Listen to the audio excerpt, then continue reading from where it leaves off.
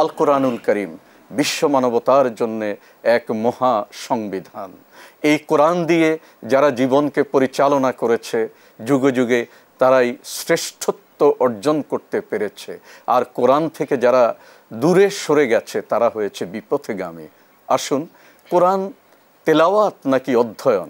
কোরআন তেলাওয়াত অর্থ কি আর কোরআন অধ্যয়ন কি? কোরআন অধ্যয়ন কেন গুরুত্বপূর্ণ এ বিষয়ে এখন আলোচনা করছেন মুফতি এম হাবিবুর রহমান। আলহামদুলিল্লাহ, বিজ্ঞ উপস্থাপক, আপনাকে অনেক অনেক ধন্যবাদ।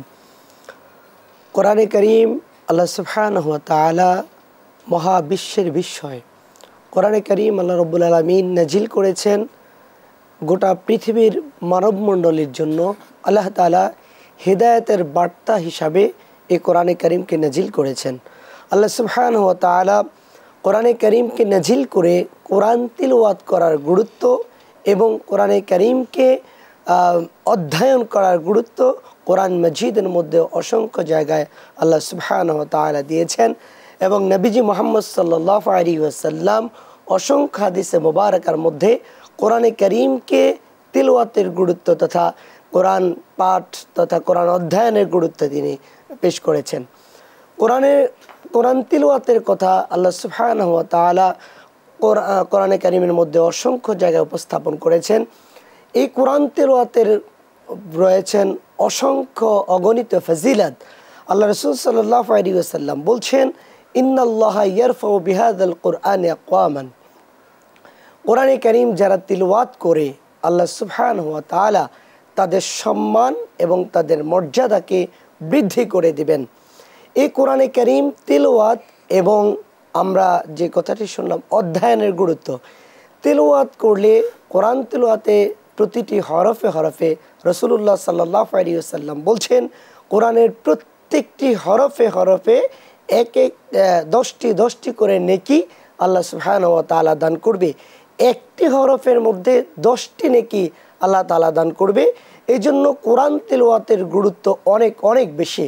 রাসূলুল্লাহ সাল্লাল্লাহু আলাইহি ওয়াসাল্লাম রমাদানুল মুবারকে কোরআন তিলাওয়াত করতেন এবং তিনি তিলাওয়াত করে জিবরাইল আলাইহিস সালামকে শোনাতেন। এবং আল্লাহ রাসূল সাল্লাল্লাহু আলাইহি ওয়াসাল্লাম সাহাবায়ে কেরামদেরকেও তিলাওয়াত করে শোনানোর জন্য রাসূল সাল্লাল্লাহু আলাইহি ওয়াসাল্লাম উদ্ধত করতেন, উৎসাহিত করতেন। এই জন্য প্রত্যেকটি মুমিনের উচিত হচ্ছে তারা কমপক্ষে মাসে একবার হলেও কোরআনে কারীমকে খতম করা তথা কোরআন তিলাওয়াত করা।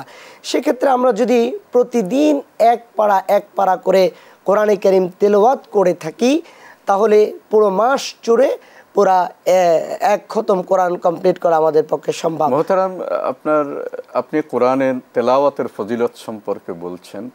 এখানে রাসূল করিম সাল্লাল্লাহু আলাইহি ওয়াসাল্লাম বলেছেন আফদালুল ইবাদাতি তিলাওয়াতুল কুরআন, উত্তম ইবাদত হচ্ছে কোরআনুল কারীম তেলাওয়াত।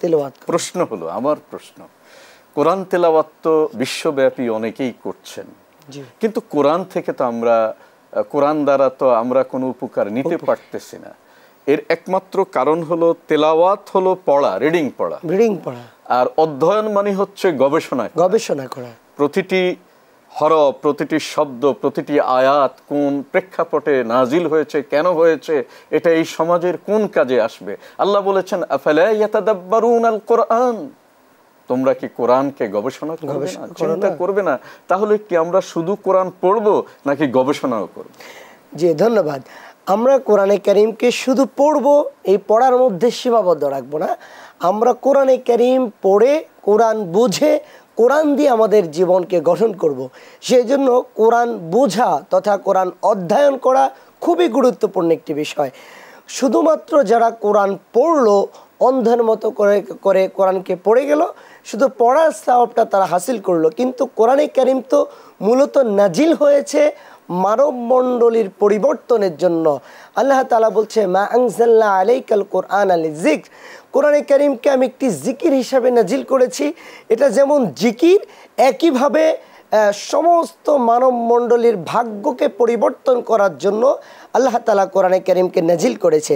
এজন্য সম্মানিত দর্শক, আমরা কোরআন পড়ব এবং কোরআনকে বুঝে অধ্যয়ন করার জন্য চেষ্টা করব। ধন্যবাদ মুহতারাম, আপনার কাছে আমি আবারও আসবো ইনশাআল্লাহ।